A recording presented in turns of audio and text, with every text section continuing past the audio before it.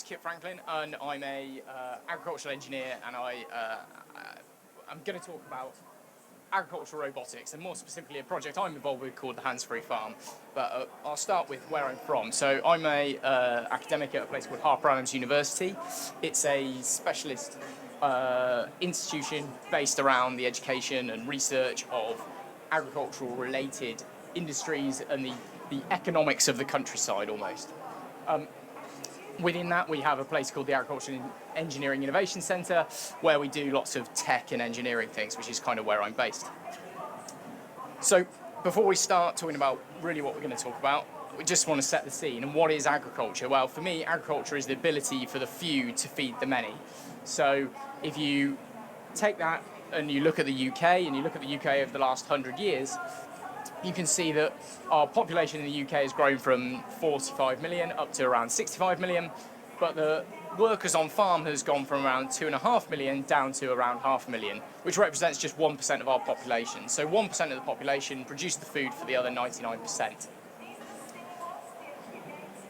Those 1% have a few challenges to face because we've got a continually growing world population, and we also have this thing called climate change, and that's going to mean that we need to change the way we farm, look at the way we deal with this changing climate, as well as also mitigate for that changing climate. So agriculturalists are being looked at more and more to not only cope with climate change, but also do their part to get rid of it or mitigate it.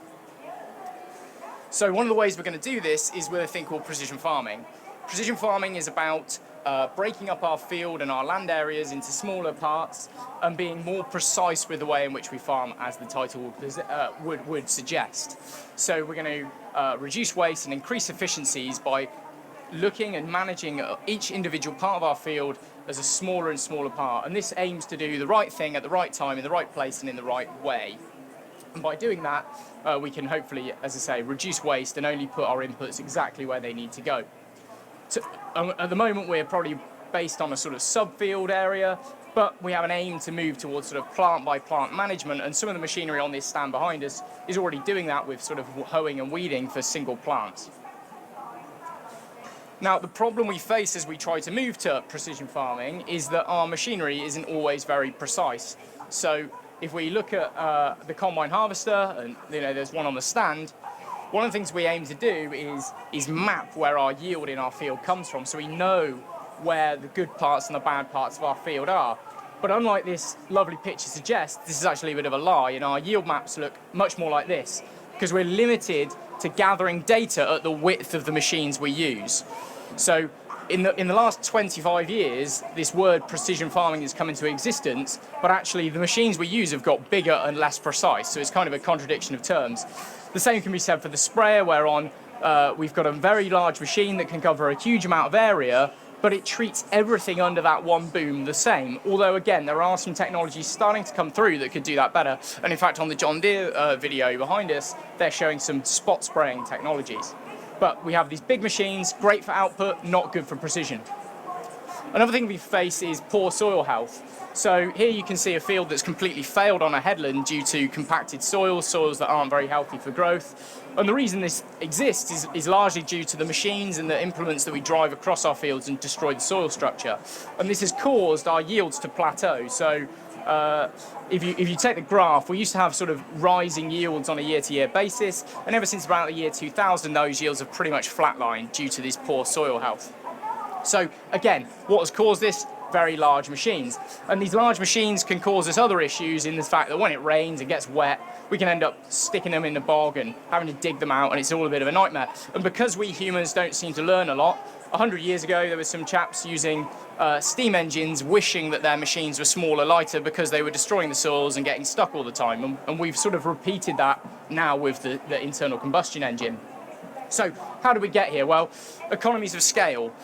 We've essentially less people in our rural labour force, as I started with, has meant that one machine now can do the work of one person, 5 people and 5 machines 50 years ago, and probably 10 people and 10 sets of horses 50 years before that.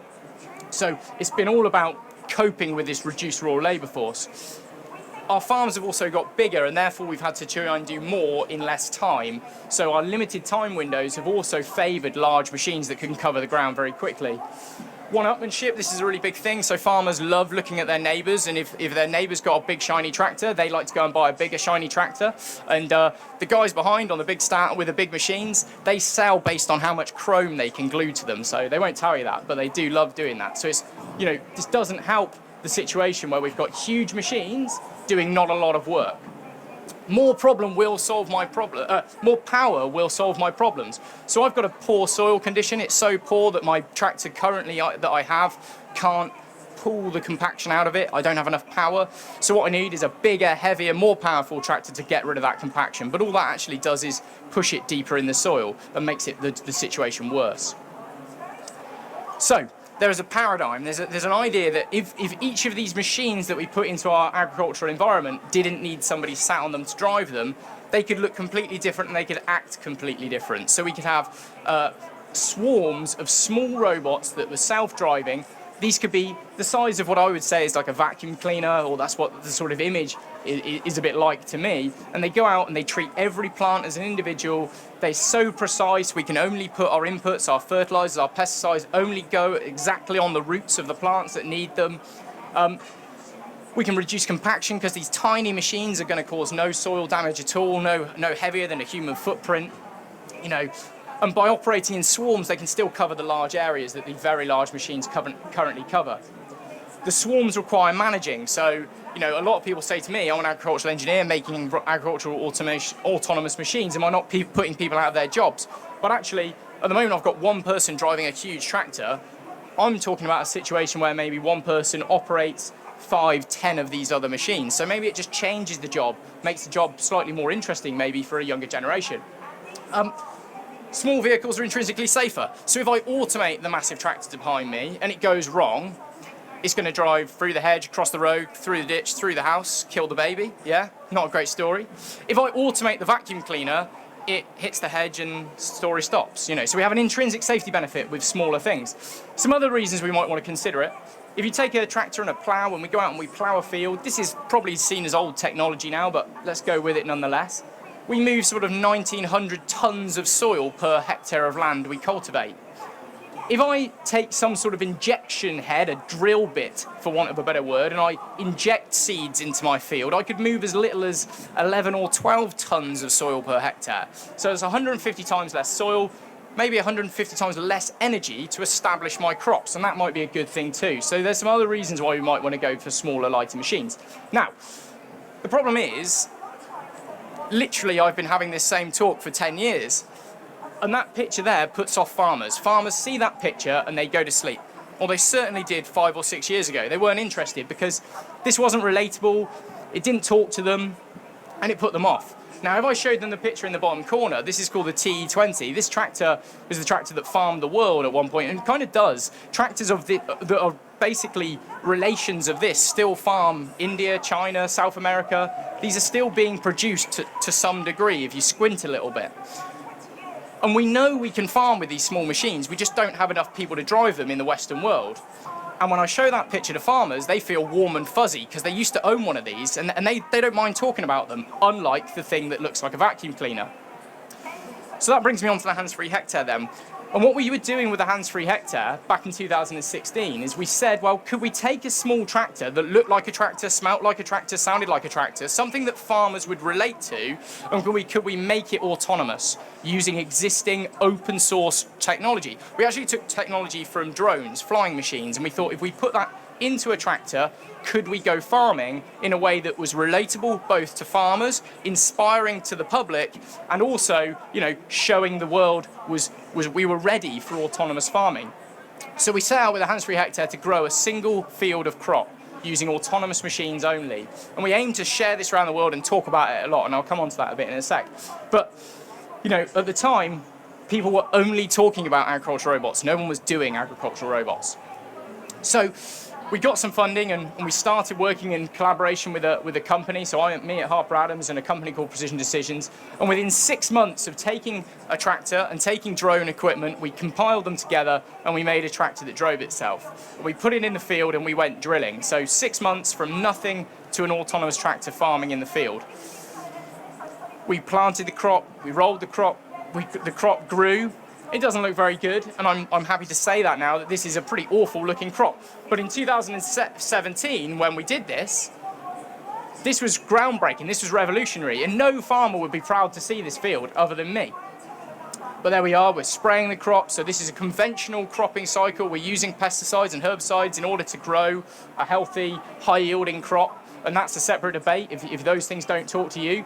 But there it was, a commercial field of crop grown next to other commercial fields of crop, but this one only using autonomous machines and then harvested by an autonomous combine at the end of the day. This all was achieved in 1 year with a team of 3 people, me and 2 very, very clever engineers. And by utilising existing machines and open source equipment, we were able to do something that was deemed as a world first. And I've been going around the world for the last 6 years now, telling people it's a world first, and no one's told me I'm wrong yet, so I think we're safe. We got a bit of funding to do it again, and in our second year, we made things go a bit faster. And obviously this is sped up, but if you bear with me, the tractor went a bit faster, but we also improved the precision, and you can see the crop looks a lot better. There's less misses, less gaps in the crop, and suddenly this is a field of wheat that anybody would recognize as a field of wheat. There's nothing wrong with this. Any farmer would be proud. There are some gaps and holes, but any field of wheat looks like that when you look at it from a drone. And we got to harvest, and we ended up harvesting it. And critically, to keep those farmers that I want to engage on board, we unloaded on the move. And this is good. This is good sort of what I say for the sports fans, for the real tractor nuts. They love this stuff. So we did some cool things. We did it on a single field, a single hectare, and we did it, as I say, in 2017 the first time, and repeated it in 2018. Now, you can see here the improvements. This is called an NDVI, a Near Differential Vegetative Index. This is taken with a multispectral camera and is basically a very basic algorithm that detects which parts of the crop are healthy and unhealthy. And what we can see is we grew a better crop in the second year than the first year. But the thing I really want to talk about is this. Between October 2017 and March 2018, it rained 117 days of 160 days in Shropshire, where we farm. On the 14th of March, we needed to put fertiliser into our field, and every farm in our area, including Harper Adams' own farm, could not put fertiliser on their field because their tractors were too big and heavy. Or they would say the fields were too wet, but I would say the tractors were too big and heavy. We, with our small autonomous tractor, were able to put the fertiliser on the field, bang on the right day, right time, right day, getting everything right. So that's why we want to move to this technology potentially. So I said at the start we were trying to tell the world, inspire people, so we did lots of stupid stuff. We turned our barley that we grew in the first year into beer and gin. That was good for a news story. We won some awards and we shouted about them. We won some other awards and we shouted about those too. We got Jeremy Corbyn into a field in Shropshire, watching a combine harvest crop. We turned that wheat that we harvested into a pizza. He cooked the pizza and he ate pizza talking about farming on a field in Shropshire, which is a pretty big deal. He wasn't known for being interested in farming, but we got him in a field talking about farming. And we were unloaded on the move. We managed to get posted and written about in newspapers and on TV shows all around the world. And the reason I say this is because at the time, the only farming stories that were in the press were all negative. It was TBing cattle and badgers being culled. It was neonicotinoids, which was a chemical that was being that is seen to affect bees and kill pollinators. And there was not a good news story about agriculture in the news, but we got one because everyone who reported on our story reported it in a positive way, which you don't always have control over, but they did. So that was a really good thing. Now, the problem was the farmers said, my fields aren't square, they're not flat, and they're certainly bigger than 1 hectare. So the next obvious thing was, well, can we take this hands-free hectare and can we turn it into a hands-free farm? Can we have multiple fields, multiple tractors driving together in the same field, like I talked about at the start, that's swarming of vehicles? Can I monitor the fields better? Can I interact with the public? How do I interact with dog walkers that walk past my farm? All these sorts of things were the questions I was being asked. So we thought we'd try and do this. So we took 35 hectares of land at the Harper Adams farm. This is 100 acres in old money, near enough. It's a big area of land for most people. It's pretty small for a farm in the UK commercially these days, but it's still a sizable area of land. The fields certainly aren't square, they're certainly not flat, and they have their problems. It rained in the winter of 2019, and most of our fields ended up flooded for big periods of our farming year, and it required us to map all these strange shapes. This is one field called Pause Land, and you can see there the tractor's like wiggled around some things you can't really see, but those things that it's wiggled around are electric power lines. So I've got fields with 5 power poles in them, I've got manhole covers, I've got footpaths, and my vehicles have to deal with that just like on a commercial farm in the UK. And we can. So this is what it looks like. This is hands-free farming on a bigger scale with a system that's performing a lot better. So here's a cover crop we grew, which was good for the soil, good for the environment. We have to cut that cover crop off using essentially a mower in order for us to go back in and establish a crop. So we've mown the field, we've then sprayed it off, so this kills everything to allow us to grow a vigorous crop in the most easy way. We've done some cultivations, and then we've done some drilling, and we're out in the field, and you can see our small tractor looks pretty small in this environment, you know, but ultimately it will get this field done in a day, but if there's no one sat on it, what's the issue with it taking a day rather than 2 hours? So we're changing the conversation around how we maybe farm in the future, going back to how we might have done it 50 years ago. We took this crop through to harvest, and here you can see a combine and a tractor unloading on the move. But unlike the first time we did it, these two machines are actually communicating. So the combine is dictating to the tractor how fast it should drive, where it should be. They are aligning to each other and talking between themselves. So this is some pretty high-tech stuff, and things that, you know, most people don't think would be happening in the world of farming. But we've got highly accurate machines. I should say, the GPS systems we use to position these tractors is accurate to a 20p piece, okay? So your phone might be accurate to a couple of meters. My farming system's 20p piece. I can go back to the same spot every single year, any minute of any year, for the next 100 years, and I'll be within a 20p piece. And that's how accurate our machines are when they're out in the field working, thanks to GPS and some localization on the ground. So the tractor here, what you can see, runs away from the combine harvester, because when we get to the end of the field, we need them to turn and we don't want them to crash into each other. So when we get near to the end of the field, the tractor, as I say, runs away, gets out of the way of the combine, and it makes a turn before the combine gets too close and causes any damage. We'll let it run a little bit longer, but you'll get the message. Off it goes. And then the combine will finish its work and will also conduct a turn and drive alongside. And then they realign for the next run. So the next year after this, you know, and again, I'll flick through these fairly quickly, but we grew some more crops again. But again, running 2 vehicles at the same time. How do we deal with these vehicles not crashing into each other, keeping away from each other? What you can also see, which I quite like, is a load of spectators at the end of the field. Because I'm a university lecturer, this is on a university. So when my robots are in the field farming and I've got a lecture to give, I decide I can't be bothered to sit in a lecture theatre anymore, so I just drag them all out to the field and make them watch tractors drive themselves, which is good fun. So, you know, 2 tractors, not crashing, load of students, all filming it, putting it on their, you know, whatever it is, TikToks and Facebooks and whatever, which is all what this project is about, trying to get engagement and inspire the next generation to come into this exciting industry. Again, here's a sort of close-up of a tractor putting some fertilizer into the crop, and you can see, you know, the crop looks very uniform, very exact. I now take farmers on tours around these fields, and the first thing I say is I sort of get them on the tractor at the campus, drive them out to the field, kick them off the tractor, and I go, "What's wrong with these fields, Ed?" And they all go, "Well, nothing." And I go, "Exactly. They're farmed with a robot tractor, you know, and you don't even know the difference." So that's the whole point. We're not doing, these things don't look different at the moment. It's all kind of the same, but that's kind of the point. Through to harvest this year then, and we had that really beautiful, hot, sunny sort of July, early August, and we've got some nice footage of the farm, again, unloading on the move in that real nice hot weather.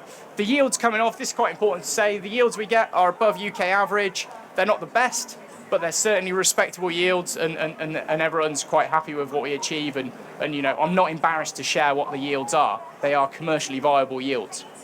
So, again, that's the last of the stuff from my farm. So there we go. This has been sort of 6 years of research from the Hands-Free Farm. We started with people saying it was impossible, you couldn't farm with robots. 6 years later, I farm 100 acres a year with robots successfully. And that's all happened so quickly with a really small bunch of people involved, which just shows how advanced the technology's all come. Now, what I thought I'd do is just go over some of the other things that are going on outside of my specific world, and some of the things that excite me the most. So this is a company called Small Robot Company. Small Robot Company are a British startup. They're making robots that go into fields and they map weeds. They map weeds individually. So not just there's some weeds over there, they know how many weeds are in any field, by the million, you know. There are 10 million weeds in that field, and that area has got more than that area. This is incredibly clever stuff, but it goes right back to my very first slide, or second slide, where I talked about, you know, managing plant by plant in our fields, knowing exactly where every plant is and knowing exactly what every plant is. And this is happening. It's not sci-fi. There's a company out there that's doing it. This one is really exciting. This is a company called FarmDroid. They're actually from Denmark, and this is a solar-powered, battery-powered robot. You put it in the field, and you leave it for the growing cycle of a crop. So it starts by seeding the robot, as they call it. They call this a seeding and weeding robot. It goes in the field, drives up and down, planting the seeds. It then remembers where every single seed is. You know, I just said that it's 20mm accurate. Well, this remembers every single seed in a whole field by the million once again. And then it goes back and it weeds around those seeds, a bit like the machine behind us, but the machine behind is using cameras to do it. This is just remembering where they are and going between blindly. So what this can do is a thing called pre-emergent weeding. So before the plant has even come through, it can weed around that plant. And this means we can get rid of pesticides in our, or certainly herbicides in our crops. And it's, you know, it is fully green. You put it in the field, it will run for around 20 to 22 hours a day based on the sunshine we get in the sort of spring in this country.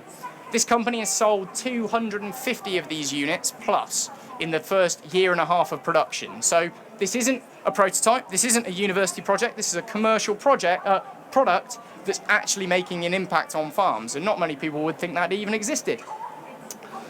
There's some other commercial companies that just look a bit more like a conventional tractor. So this one's called the Agexeed. It doesn't have a cab, there's nowhere for a driver to sit, but it's still a pretty big, hefty, diesel drinking piece of machinery. So we've got some very novel machines that use solar power and lithium batteries. We've got some maybe less novel machines, but still operating in this autonomous way.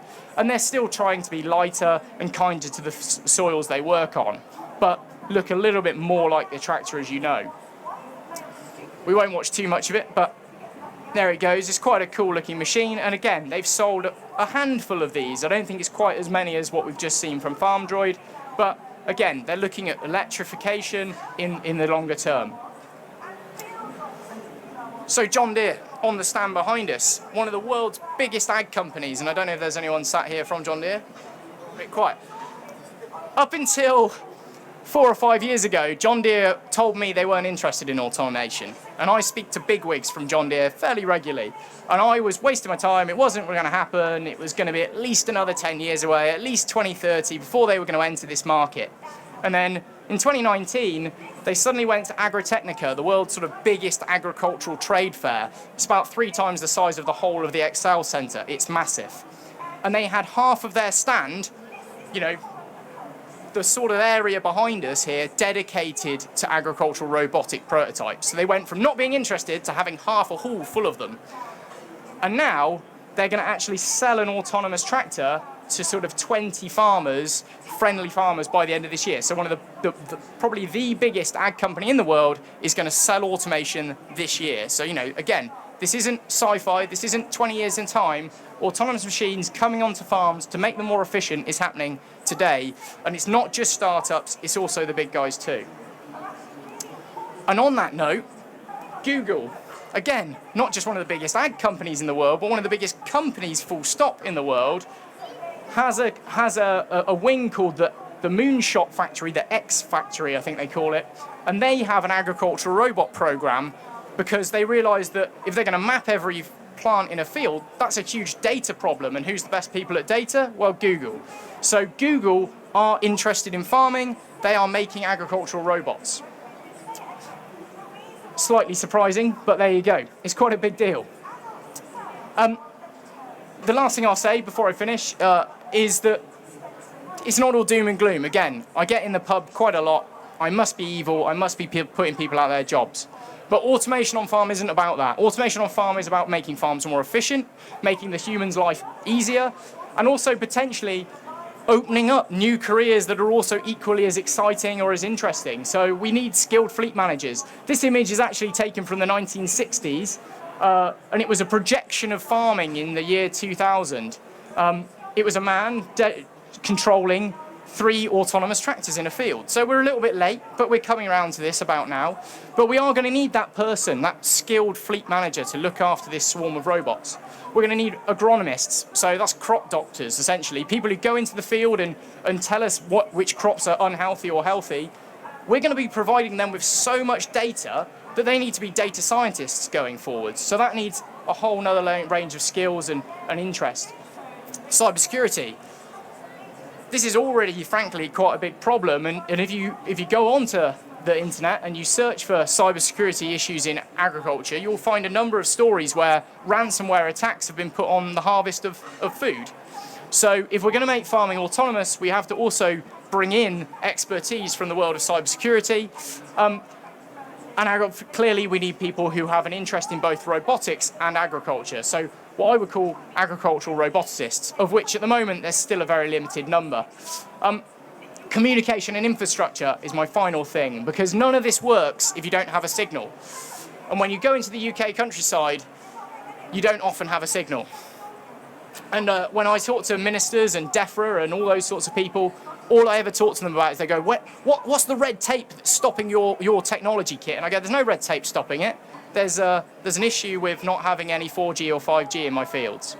And that's really my closing statement. That if we want to unlock technology and all its benefits, we need to have some connectivity as well. So thank you very much. Bit of a random, rambling sprawl of automation. Happy to take some questions. They told us it would be impossible. 7 words that all research scientists love. Yeah. Fantastic, Kit. Who's got the first question on agricultural robotics for Kit? I bet there's... Yes, you sir. What's the policy like from the government regarding the autonomous vehicles? Yeah, so essentially, agricultural robotics operate in a complete legislative black hole. We operate under a thing called the Code of Practice for Trialling Autonomous Vehicles, and this is essentially a set of rules that if we follow, we can trial a vehicle. The key rules among that are you need a driver in charge, so someone who can kill the vehicle. So we always have someone with a fail-safe safety system watching at all times in our work, and some insurance and some risk assessments. So that's all you need. And actually you can drive an autonomous car on the road if you followed that simple code of practice. So that's how we do it as researchers, but commercially there is a bit of a black hole. There's nothing to say you can or can't use this stuff. Now, if you talk to the Health and Safety Executive, which I do, they will tell you it all comes down to the Machinery Directive, which we currently still follow. And that essentially says, was the machine being operated appropriately, with correct training, etc., etc. They have no interest in if the machine has someone sat on top or not. If it was operated correctly by someone with correct training, if they were sat in an office, they're fine with that.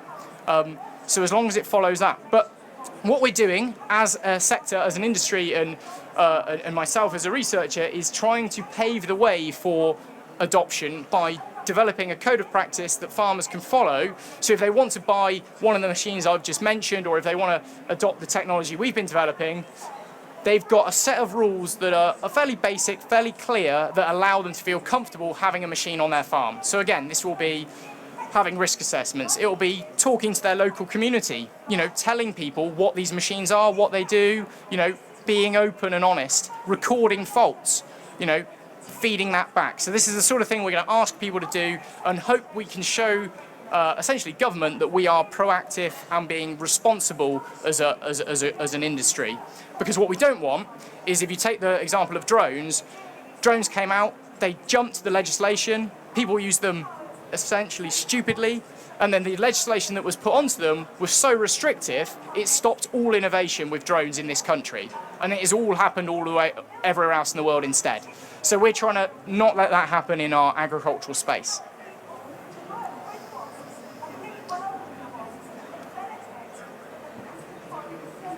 Sorry, just one question. Yeah. I just wanted to ask that with the use of this technology and innovation, do you maybe think that it kind of reduces the need for, let's say, farmers as like family-owned businesses and could replace them as corporations who just like own and farm the land and maybe destroy communities? A brilliant question, and a question I emphatically say no to. It's absolutely an opportunity for the small family farm. Okay, so we've studied the economics of this, and what you often find is small farms that are uneconomically viable, that people go off and get jobs elsewhere, and then they farm their farm on a Saturday and a Sunday, and then after a few years of doing that, they go, I quite like a Saturday and a Sunday because I work a full-time job. So then they lease their farm to the neighbouring farmer that just gets bigger and bigger and bigger and more corporate. What we're saying is, when you've got a set of autonomous equipment that isn't hugely expensive because it's small and light and cheap, actually it allows you to be that person that is working maybe on the side and farming and being responsible for your own farm. So you don't have to go and let it out to the person next door.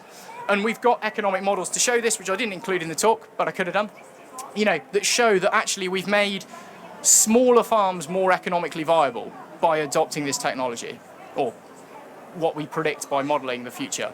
So so it's not about putting people out of their jobs, it's not about pushing families off the land. If anything, it's about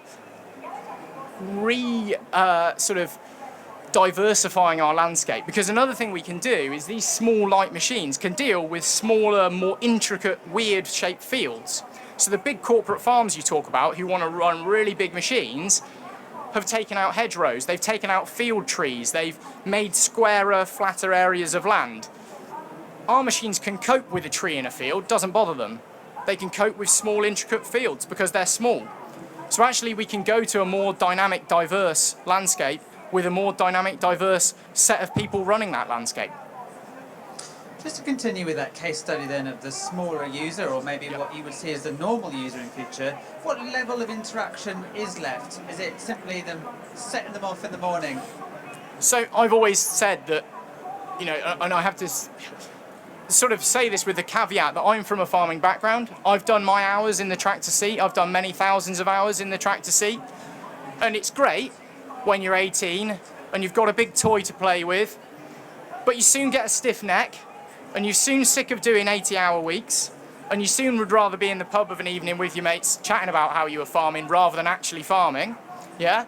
So for me, this has always been about liberating someone from a tractor seat, driving in straight lines, and putting them back into the field, checking on the soil, checking on the crops, checking on the livestock, looking at the markets. Farmers are multifaceted people. They have to buy, they have to sell, they have to look at political agenda every day. They have to look at how the crop's growing, look at the weather. If we can take them off the tractor seat, driving in dead straight lines, they can do more of that other stuff that is actually higher value.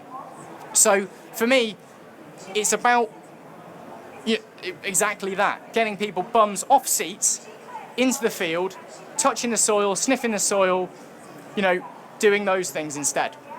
And that's sort of what the dairy community who've adopted Exactly, milk has learned in the last decade. They spend the same amount of time at work effectively, or maybe a little bit less, but just doing different things. Yeah, so we should probably give some context to that. So on the normal dairy farm, you have a milking parlour, and you have to get up at 6 in the morning and you have to take your cows into the milking parlour and put clusters on all the cows and milk them, and then you do that again in the evening. And with robotic milking, you put a machine in the cattle shed and the cows milk themselves. So you don't have to be up at 6 in the morning milking cows anymore. But what you can do is now have more time to look at your herd, look at which animals feed highly, which yield highly, and try and do all the other elements of your business in a much more, let's say, friendly time frame. So, they've really, dairy has really adopted this technology, and we're sort of, foreseeing the same things in the arable world. Any more questions for Kit? So, we've got some commercial interest. We're beyond the prototype stage. Yep. Next 5 years, then, what's going to happen? So this is a new one. So people used to ask me that all the time. So I'll give you the story I give all the time. In 2016, when Hands-Free started, and I'd already been talking about agricultural robots for 5 years, the question was, when will this be commercial? And my answer was this.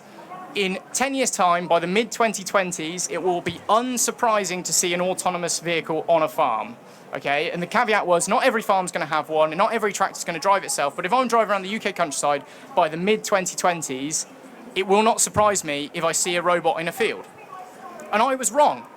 And I wasn't wrong because I was too optimistic, like everyone told me. I was wrong because I was too pessimistic, because I can already drive around the UK landscape and see farm droids, and see small robots, and see whatever else. And I was, pessimistic rather than optimistic. So in the next 5 years, I'll just see more. We're going to see more of these interesting, novel startup companies, but also the big commercials that we know, bringing out machines, and they're going to find their way onto farms sooner than we can possibly believe, is my opinion. And lots of people will still tell me I'm wrong, but I can see it already. I kind of want to link back, because something just came to mind, a bit to the diversity question again. If you take the thing like the farm droid, that's a machine that's been set up to grow vegetables. Vegetables are highly specialised things to grow normally. You need huge sheds worth of, expensive, novel machines. Well, if you just invest in one of those, it can plant and tend your crop all the way to harvest with one machine that costs £70,000 without a huge labour demand.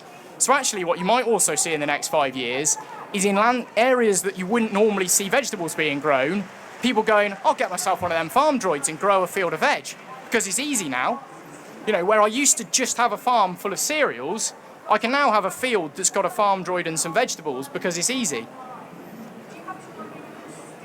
Well, we cannot fault the passion of our final speaker of the day, ladies and gentlemen, Mr. Kit Franklin from Harper Adams University. Please show your appreciation.